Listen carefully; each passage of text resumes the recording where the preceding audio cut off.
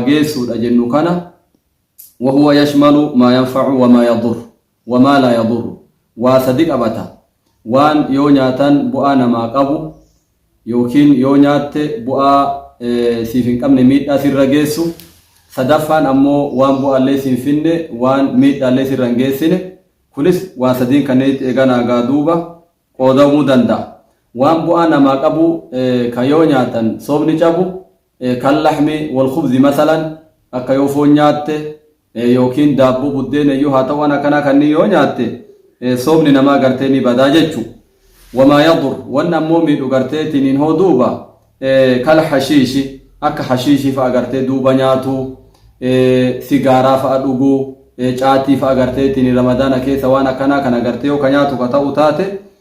wanni kuni nama miidhas eegana sooma keetilleen eegana gaduuba ni balleessaa jechu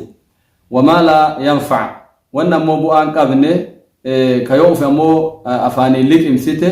gara imaaniititti gartee yoo geessite soomni kan kee gartee si jalaa badu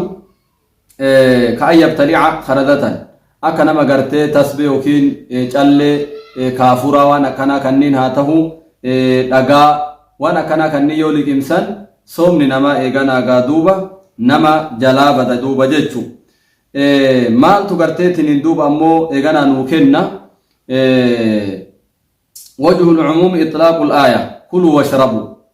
rabbiin quraana keessatti kulu washrabu kulu wagga jedhu kana nyaadhaa wanni jedhu wanni gartee galliqeeffamu marti akli jedhamee gartee duuba irratti ni dubbatama ayaan tun gartee hunni qabatti kulu washrabu yoo jetteeti daangaa itti goote ammoo nyaataaf dhugaatii kan kanaaf wanni gaddabru martuu duuba maal jedhama akli ni jedhama jechu akkuma san ammoo dhugaatiillee ni balleessaa jenni dhugaatiin ammoo innis waan bu'aa namaa qabuu fi waan nama miidhuu fi waan bu'aa namaa hin qabnellee eegana gartee hundaa ni qixxisa ni qabata yookiin eegana gaaduuba jechu masalan maraqa yoo dhuyde akkasuma gartee aanan yookiin eegana gaa bishaan yoo dhuyde bu'aa sii qaba sooma keellee ni balleessa tunusal ala muhammadin waan ammoo miidhaa fidu gartee duuba yoo taate hoo akka gartee dhiiga dhuguu tunusal ala muhammadin sigaaraa gartee akka reefuu jennu kana gartee tiniin duuba dhuguu inni shurbii keessatti gartee duuba dhugaatii keessa gala gartee tiniin duuba dukaana wanni jedhamu kuni waan akkanaa kanneen yoo ka dhuynu ka ta'u taate soomni namaa eeganaa gaa duuba ni badaa jechu ويلحق بالأكل والشرب ما كان بمعناهما wanni ammoo akka garteetiin duuba nyaataaf dhugaatii irraa bakka bu'u yookiin jara fakkaatus hukmi masan qaba wanni gartee nyaata irraa bakka bu'uu danda'u yookiin dhugaatii irraa bakka bu'uu danda'u hukmi masan qaba kal ibratil mughziya allati tughni 'an al-akli wash-shurbi akka gartee marfee nyaata dhugaatii irraa duroomsuu dandeettu akka bilikoosaa garteetiin duuba jechuun nyaata dhugaatii irraa isii bakka bu'uu dandeettu namni isii yoo fudhate soomni isaa jalaa badaa duuba jechuun taan ammoo marfee gartee qorraa'uuf waraannatanii waan irraa waan akka fudhatanii kunniin rakkinnan qabu waan akka bilikoosaa kana yoo ta'e malee duuba jechuun lammaffaan maa kaana bimacnaa al-akli washurbi waan eeganaa gartee hiikuma nyaataa fi dhugaatii qabu waan hiika nyaataaf dhugaatii qabu garteetiin duuba nyaataa dhugaatii irraa bakka bu'uun taane hiika nyaataa fi dhugaatii waan qabu waan san fakkaatu jechuudha. Suni masalan tanaawulu as-su'uud waan su'uuxa jedhamu garteetiin duuba su'uuxa jechuun waan tokko gartee funyaaniin fuutee yoo garatti kan dabarsitu ka ta'u taate innis eeganaa gaa duuba sooma namaa ni balleessa duuba jechuudha. Ragaan waan kanaa maal inni? ودليل ذلك قول النبي عليه الصلاة والسلام للقيط بن صبرة بالغ في الاستنشاء إلا أن تكون صائما يو صوما تاتمالي فنيانتي يرو غرتي وداتو تلشي باريتي والفضل عن رسول رب عليه الصلاة والسلام دوبا حديث لكم ما نوكينا وداون فنيانين دبرسا وهي اللي وانتو فنياني يو فرطا يوكي فنياني يو غرتي قد دبرسا صوم نماني بدا جتشو نوكينا حديث لكم إيغانا غرتي تنين دوبا جتشو akkuma san ihtiqaana wanni jedhamulleen ihtiqaana wanni jedhamu waan akka dawaatiif haa ta'u waan birootiif haa ta'u karaa duburiitiin karaa gartee qaama saalaa kana yoo kaseensiftu gartee ka ta'u taate yaala wayitiifuu haa ta'u wanni kunis eeganaa gaaduuba sooma ni balleessa maaliif wanni gartee ilaalamu garamatti gahu wanni tu gartee garatti yoo kan gahu ka ta'u taate soomni namaa eeganaa gaaduuba ni badaa jechu halu garteetiniin ka akka ihtiqaanaa kuni masalaan khilaafallee haa qabaattu hedduun ulamaa'i gartee duuba ihtiqaan illee sooma ni balleessaa jechuu rajjahan akka sheekh Muhammad ibn Salih Usaymin rahmatullahi ta'ala alayh ni balleessaa jedhan alaa kulli haal ahwanni dhiisumatu gartee misha ihtiqaana kana odo hattaan ni balleessalle jennee murullee kadhamnullee ka ta'u taate ihtiyaaxaaf waan kana dhiisumatu mishaadha akkuma san kuulatulleen kuulatuun kunis qawliin raajihni gartee hin balleessullee haa jedhu dhandhammiin gartee wanni jakuulatan kun laagaa keessaan gartee tiniisitti asaree yoo ka liqibsitu ka ta'u taate kunis eeganaa sooma namaa ni balleessa ba'adin ulamaa'ii jedhanii kanaaf eeganaa gartee duuba isas dhiisuun barbaachisa sadaffaan ammoo wanni sooma namaa balleessu irraa gabaabsineetuma gartee waliif dubbanna al-istixaa'u uf haqqisiisuudha garteetiin uf haqqisiisu yoo jennu yoo dirqamaan gartee fedha keetiin ala sirraa bahe soomni kan kee gartee duuba hin baduu jechu kunis ragaan jecha nabii kennaati alayhi salaatu wassalaam man istaqaa'a amdan falyaqdi waman zara'ahu alqay'u falaa qadaa alayh nama uf haqqisiise beekaa soomni isaa badee waan jiruuf jecha falyaqdi qadaa guyyaa sanii haa kafalu jedha nabii rabbi alayhi salaatu wassalaam waman zara'ahu alqay'u namni ammoo haqqeen isa gartee hinjifatee fedha isaatiin ala gartee irraa bahe hoo falaa qadaa alayh suni qadaan irran jiru jedhanii kanaafuu nam tokko gartee yoo harka ofitti haa naqu yookiin garteetiin waan birootinuu garteetiin yoo ka of haqqisiisu ka ta'u taate soomni isaa jalaa badaa duuba jechu afreessituun ammoo al-istimnaa'u istimnaa'a gartee duuba waan jedhamu maniyyii ofirraa baasuu garteetiin duuba waan jedhamu وهو طلب خروج المني بأي وسيلة سواء بيده أو بالتدلك على الأرض من يجي قرتين من في الرايو باسه حركة فيتين هاته يوكيل لفتي هاربو بأي وسيلة كراك منو هاته قرتين مني وفي الرا قرتين من يجي باسس صوم نساء غنا قادوبة سنين جلاب داجتشو وهذا ما عليه الأئمة الأربعة أئمان أربعة لين نما قرتين بفكان دلقه صوم نساء غنا قرتين دوبة جلاب دا أكما سن غنا قرتين مسألاتنا كيستي واستدل الشيخ ابن عثيمين رحمه الله لذلك بحديث النبي عليه الصلاة والسلام صوم نقرتين ما استمناء قد جلاب دا كنرت الشيخ العثيمين رقا حديثا نبي ربي عليه الصلاة والسلام فيما يرويه عن ربه يضع طعامه وشرابه وشهوته من أجله نياتاف أغاتي إيسا جد ربي قبلتك يا قرتي وقدوبة أدس القدس كيست نياتاف أغاتي إيسا أكما سن فإيسا اللي قرتي إيسا ناف جتش قرتي تنين دوبة جد أدس القدس كيست دوبة دبت نبي قنا قرتي كرسول ربي عليه الصلاة والسلام ربي رانوه من جتشو كنافو شهوة فإي قرتي وفي ديسون برباچي سادا نمني صوم في ديسو قبا جتشو حديث لكم قرتي دوبة nuuf kennaa jechuun namni agartee ammoo dhiisinoo soomni isaa agartee isaaf hin jiru jechuu hadiifni kun nuu kenna shaneessituun ammoo waan sooma namaa balleessurra aljimaa'u jimaa'i jechuun namni gartee maatii fiitti yoo dabalame kan haraama yeroo kamuure haraama namni gartee muslimaa gartee sagaagala gartee badiin dalagu maatima fi gartee ka yeroo kaanii gartee dabalamu ka ta'u taate soomni isaa gartee duuba jalaa bada maatima fiitti gartee nahara baatii gartee ramadaanaa kana keessa guyyaa gartee maatii fiitti dabalamu ka ta'u taate soomni isaa jalaa bada gartee tiniin duuba jechu وهو أعظمها وأكبرها اسما وان صوم بلسني لكن كان كيسا إرى قدان إسا كان قرتيتين دوبا جيتشو معسيا قدا كانته إسا كان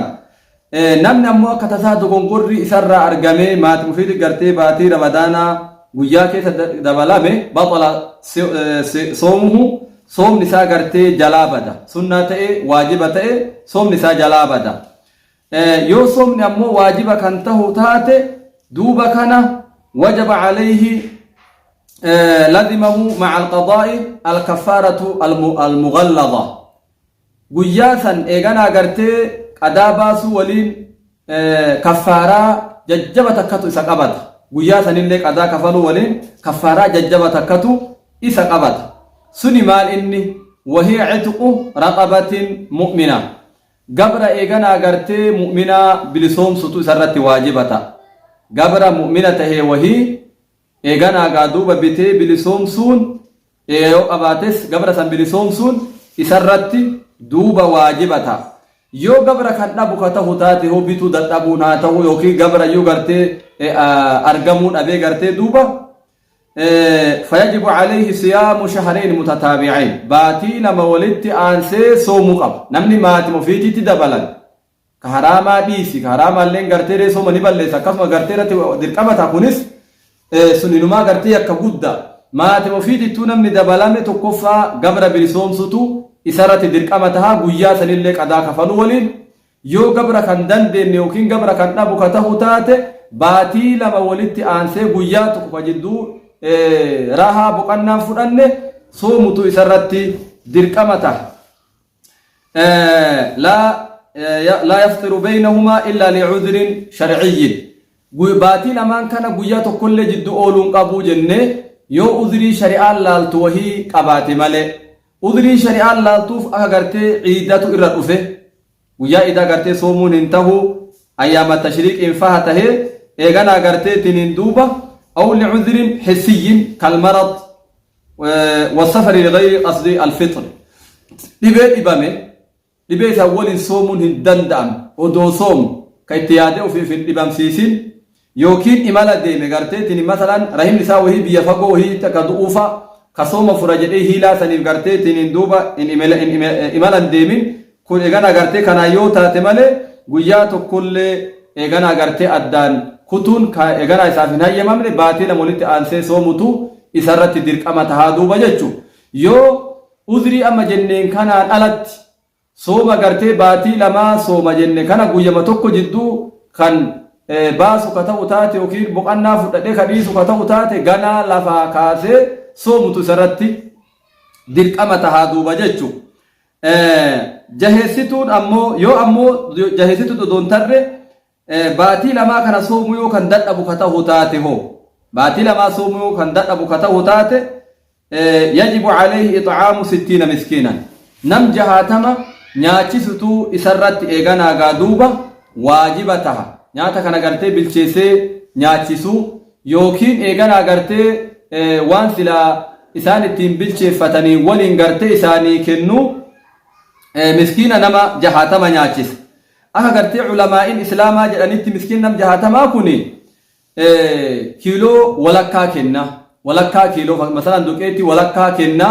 walakkaa fi giraama gartee kudhanii kana deemaa jedhan ulamaa'in islaamaa kana biratti ammoo yoo gartee nyaata bilcheessee nyaachise tole bareede yoo nyaata ofiin bilcheessu abbammaan haa bilcheeffatu jedhe waan inni waliin bilcheeffatullee kennuun barbaachisaadha nyaanni sunis nyaata jiddu galees ka olillee kutee yeroo naadira malee ofiyyuu hin nyaan kamarallee gad hin buune nyaata jiddu galeessa eeganaa gaa duuba nama 60 nyaachisutu isarratti waajiba ta'aa duuba jechuudha. waan akka duqeetii waan akka ruuzaa waan akkanaa kunniin duuba ni ta'aa jechuudha. Jaheessituun ikhraaju dami bil hijaama eeganaa gartee koobatuun baatii ramadaanaa keessa sanis eeganaa sooma namaa ni balleessaadhaan ba'adiin ulamaa'ii eeganaa gartee jumhuurri hin balleessullee haa jedhanii ba'adiin ulamaa'ii ni balleessaa jedhan. Kanas maaltu nurraa barbaachisa ihtiyaaxaaf hijaamallee koobaa waan jedhamu kana dhiisumatu nurraa barbaachisa. Rubamaa gartee koobattee dhiinni faa gartee sirraa cituu dhabee gara du'ufiititti gara dadhabuutitti deemtee sooma kana gartee furuun waan maluuf jecha sooma keenya gartee khatararra oofaa jirraa duuba jechu kanas dhiisumatu gartee duuba irra afdalaa jechu. Wanni ammoo eegana gartee hedduu namni keenya gartee yeroo hedduu gaafatu dhagaan fa'a nama dhahe yookiin muunni wayii fa'a nama dhahe bakkee wahii yoo nama dhiige mataa yoo si buuqe yookiin eeganaa waan akka funuunaa fa'a ilkaan fa'a gartee si dhukkubee mana yaalaa dhaqee yookiin ofiyyuu haa buqqiftu gartee sirraa namni buqqise waan akkanaa kunniin ammoo sooma eeganaa duuba hin balleessu jechu. Torbaffaan khuruuju damil hayd dhiigni heydii awin nifaas yookiin dhiigni dahaa dubartitti yoo argame soomni si gartee jalaa bada soomullee gartee duuba hin qabdu haga dhiini suni eeganaagaa duuba irraa citutti garteetiin duuba jechuu kanaaf obboleeyyan kiyya gabaabinnaan eeganaagaa duuba wanni sooma namaa balleessu waan kanniin fakkaatanii insha Allahu ta'ala anallee isinillee warra gartee akka silaa rabbi barbaachisetti soomu rabbi nu haa taasisu jedha waan silaa ammoo eeggatuun barbaachisu kana gartee eeggachuudhaan muharramaata cufuma waan rabbiin keenya gartee irraa baqadhaa namaan jedhee sudii eegana gartee sooma namaa balleessuu dhabelleen macaasiin dalagan xaa'a namaatitti asartii kanaaf insha Allahu ta'ala warra silaa akka rabbi irraa barbaadutti akka silaa gartee rabbiin soomaanuu jedhetti warra soomanaaf isinillee rabbi nu haa taasisu jedha akkuma ammoo san warra gartee yeroo itti deddeebi'ee soomulee rabbi nu haa taasisu اللهم ربنا آتنا في الدنيا حسنة وفي الآخرة حسنة وقنا عذاب النار وصلى الله وسلم على نبينا محمد وعلى آله وصحبه وسلم